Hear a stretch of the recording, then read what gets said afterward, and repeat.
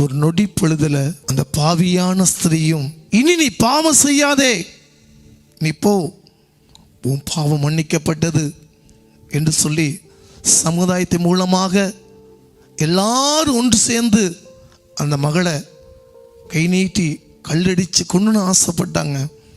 ஆனால் கர்த்தர் ஞானமாக அந்த மகளுக்கு பதில் கொடுத்து கடைஞ்சு போனான். அவர் வாழ்க்கையிலே அந்த வெட்கத்துக்கு பதிலாக தேவன் இரட்டத்தினையான பலனை கொடுத்தார். உங்கள் வாழ்க்கையில தலைக்கு முஞ்ச இடத்துல உங்களை உயர்த்தினா, நீ செய்கிற பாவத்தை அறிக்கை செய்து விட்டு விடுவனை இறக்க பெறுவான். அந்த ஸ்திரீயை ஆண்டவர் பார்த்து சொன்ன, இனி நீ பாவம் செய்யாது போ, உன் பாவங்கள் மன்னிக்கப்பட்டது. ஒருவேளை பாவியா அந்த ஜனங்கள் கல்லடிச்சு செத்துந்தா அவன் நரகத்துக்கு தான் போயிருப்பா. இன்னைக்கு அந்த பாவியான மகளை மனம் திரும்ப வச்சு பாவத்திலிருந்து விலகி எல்லாத்துக்கும் முன்னாலும் சாட்சியாக தேவன் கொடுத்தாருன்னா ஆண்டோடைய சுத்த கிருபை. ஆண்டவங்களை பார்த்து சொல்லுவார், எங்க தலை குமிஞ்சு போனீங்களோ அதே இடத்துல தேவன் உயர்த்துவா. உன் வெக்கத்துக்கு பதிலாக இரட்டத்தினையா பல கொடுப்பா.